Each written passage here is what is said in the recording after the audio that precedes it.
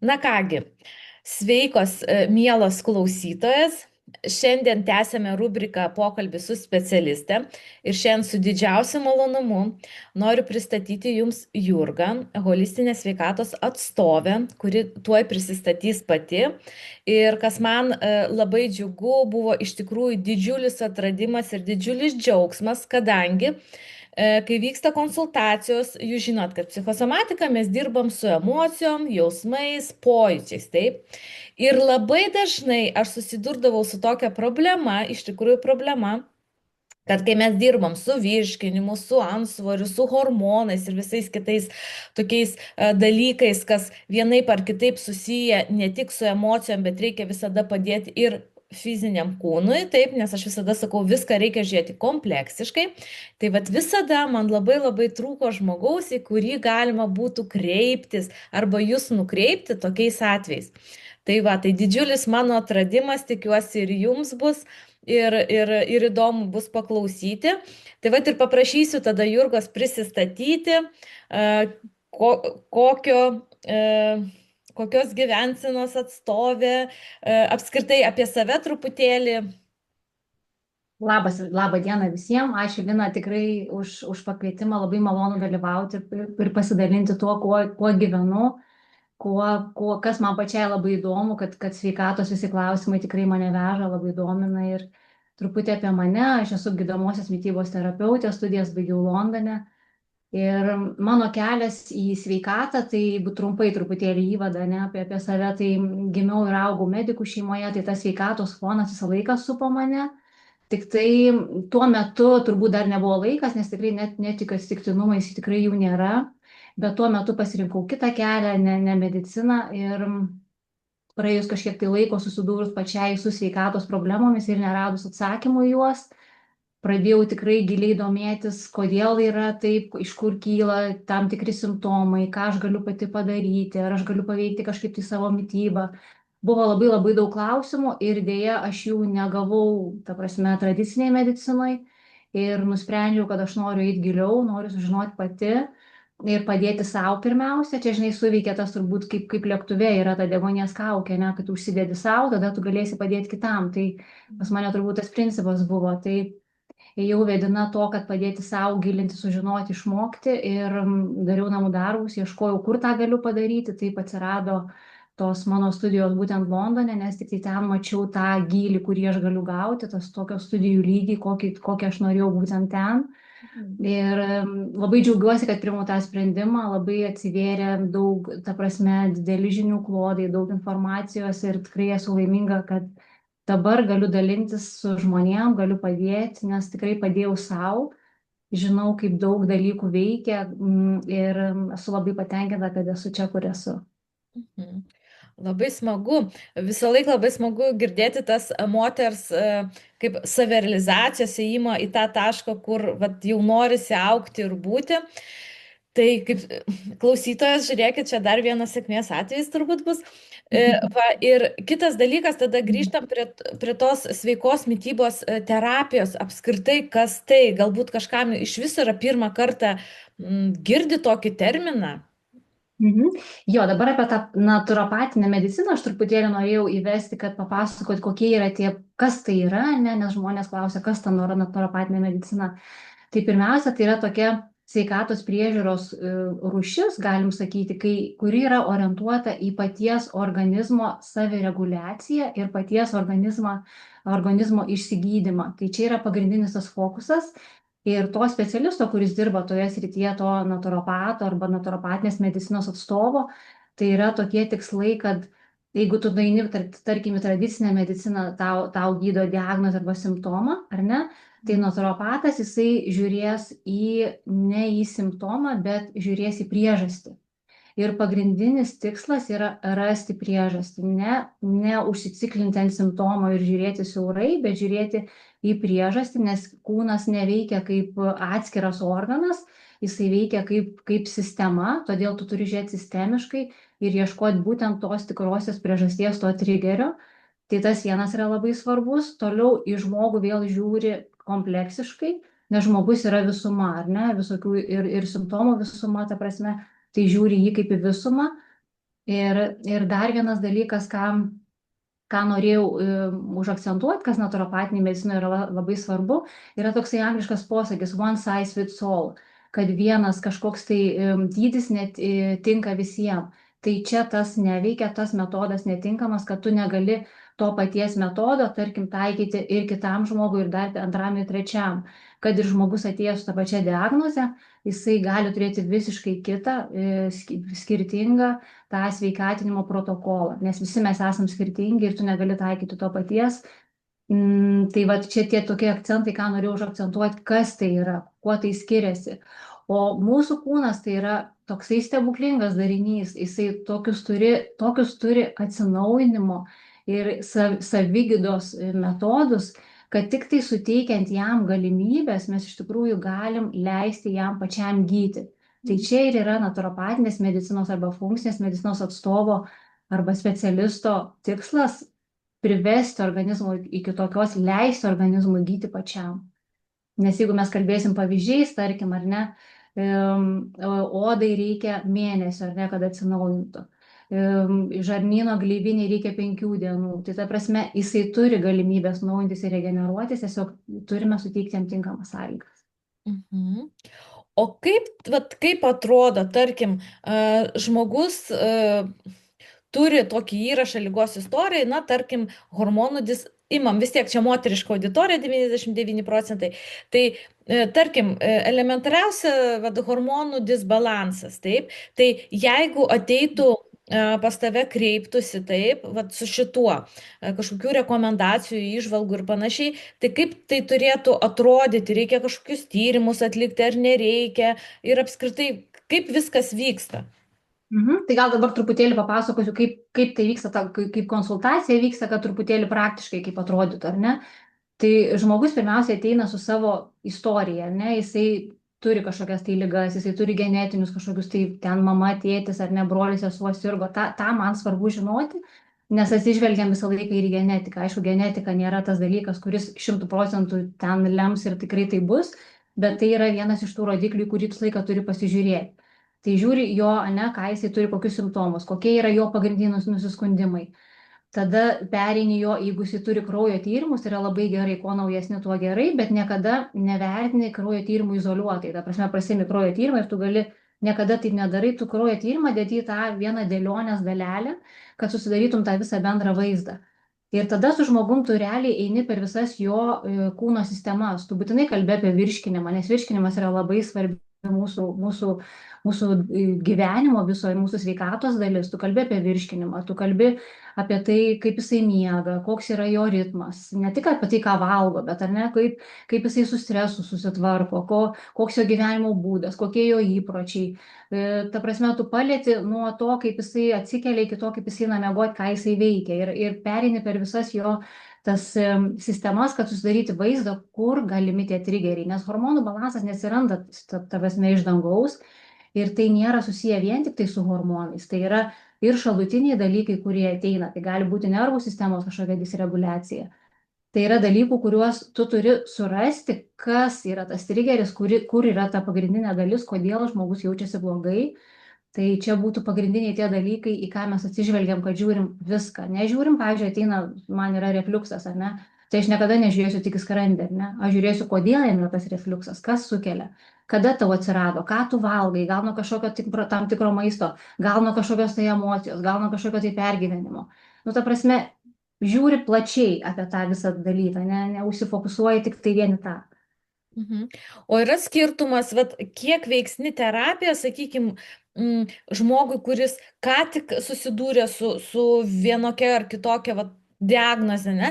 Dar būtų labai smagu, kad paminėtum būtent tą galbūt sąrašą arba apimti, su kuo galima dirbti šitoj terapijoj. Ir vat, ar yra skirtumas, kiek yra veiksni ta terapija, jeigu žmogus vat, ką tik vat, susidūrė vat, tik tai šiom dienom ir kai jau žmogus, sakykime, serga 10 metų, gal 5, gal dar daugiau, taip, ir tai jau yra ir preparatų, ir vaistų privartota, ir vat, kaip galbūt, kai žmogus apskritai be vaistų jau gyventi negali, vat, kiek tos terapijos tas veiksmingumas įvairiais atvejais.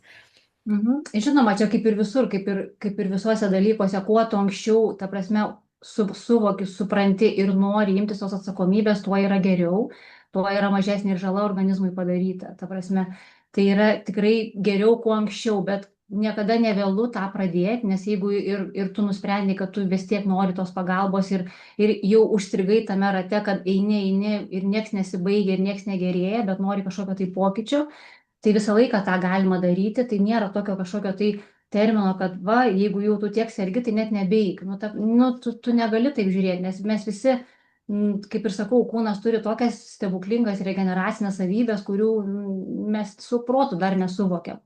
Tai tik duokim tą įrankį ir jisai pradės užsives ir pradės veikti.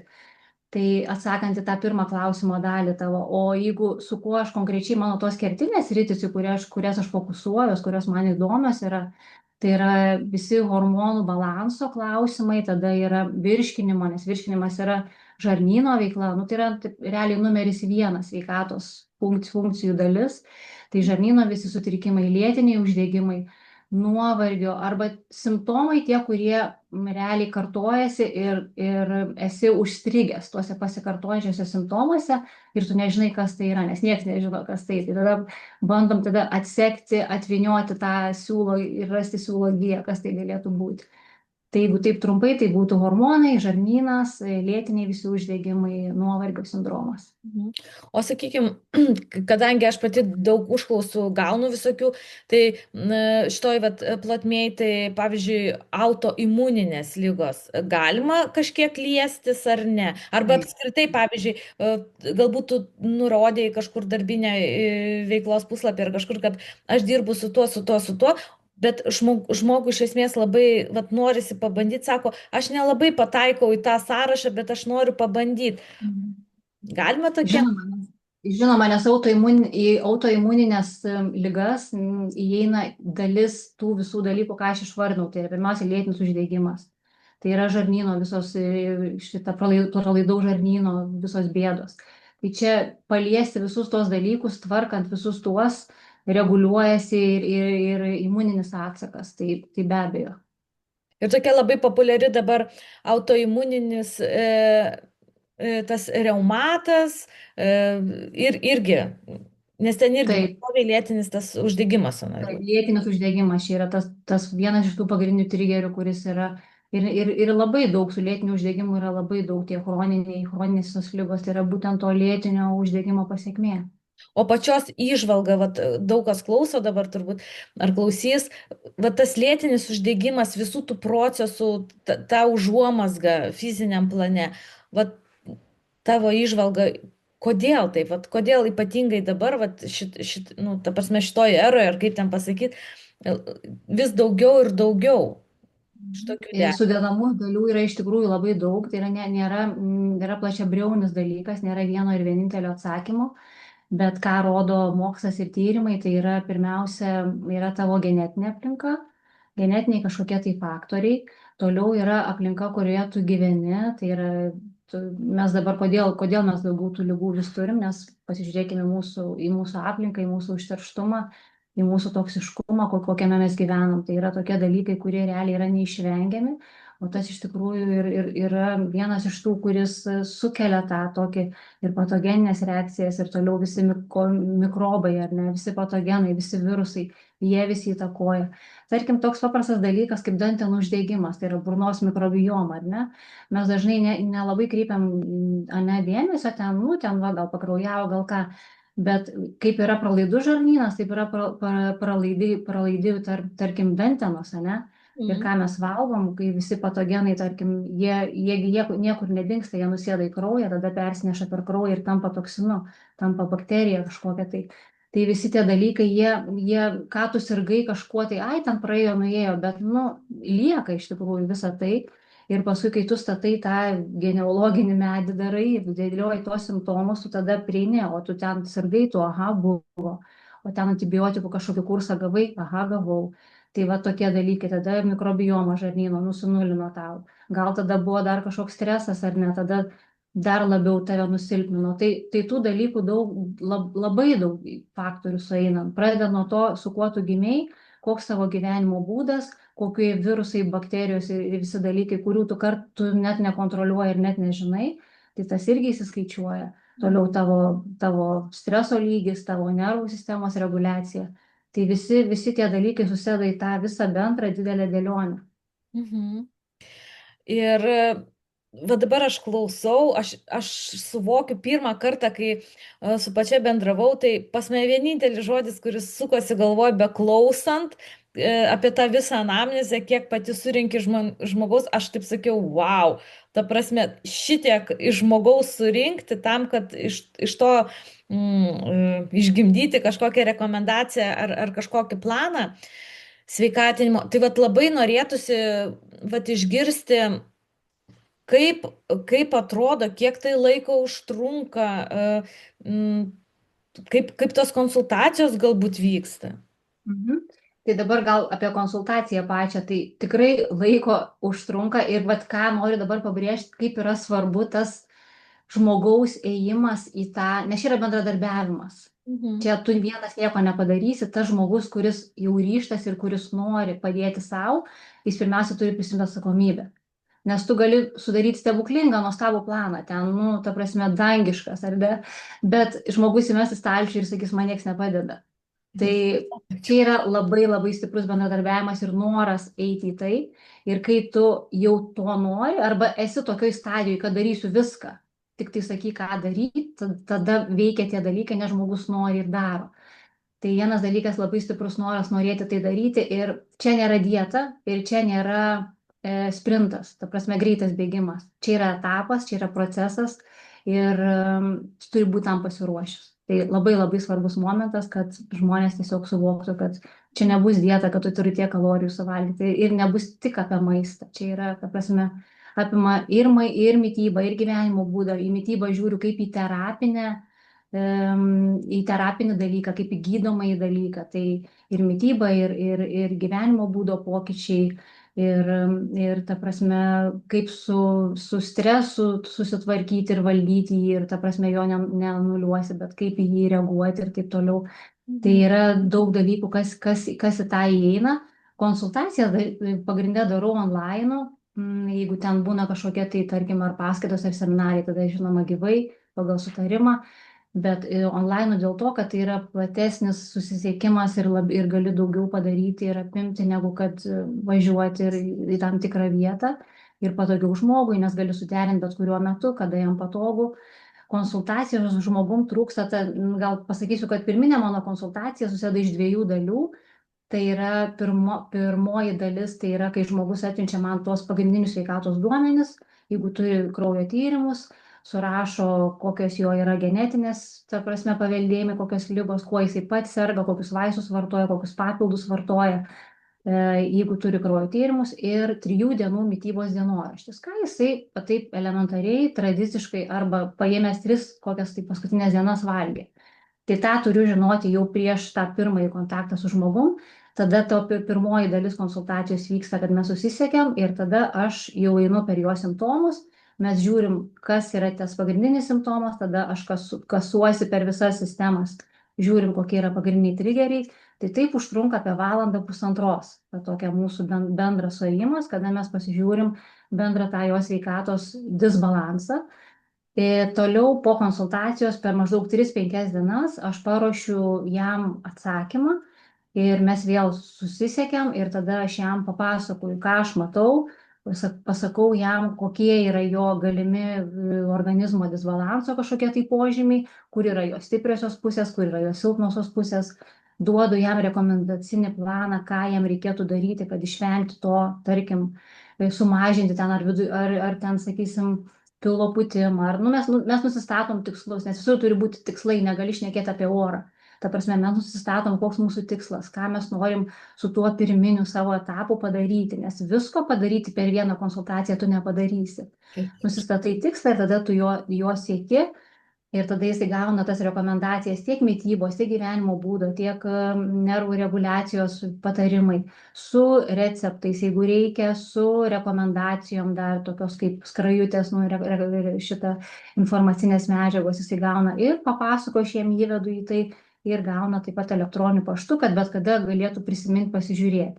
Mhm. Tada jeigu žmogus sako, aš pradėsiu tai daryti nuo rytojus, viskas ok, kitas sako, aš gal dabar vykstu atostogų, pradėsiu ten po savaitės, viskas irgi gerai.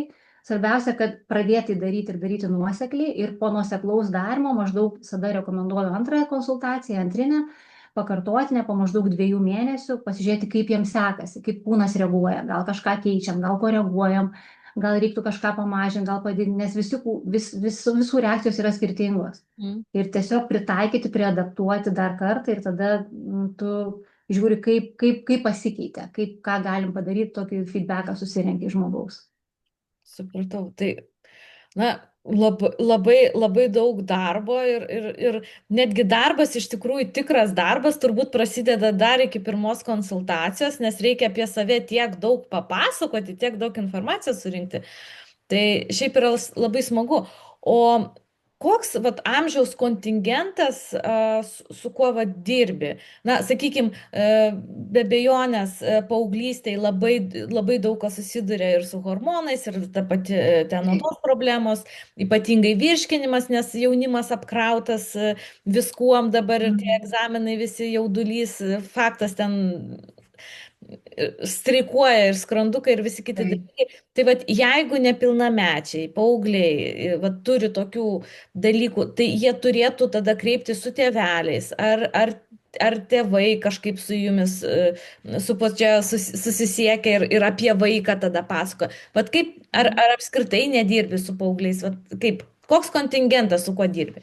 Jeigu nepilnamečiai, tai būtinai turi būti su vienu iš tėvų, nes netinka, kad ateina tik tai tėtis arba mama ir papasako apie vaiką. Ta prasme, aš turiu matyti vaiką, aš turiu žiūrėti, kaip jisai man atsako į mano tam tikrus klausimus, nes tai yra vėl papildoma informacija, nes tėtis gali taip pasakyti, arba mano vaikas pasakys galbūt šiek tiek kitaip ir man tai yra labai svarbu.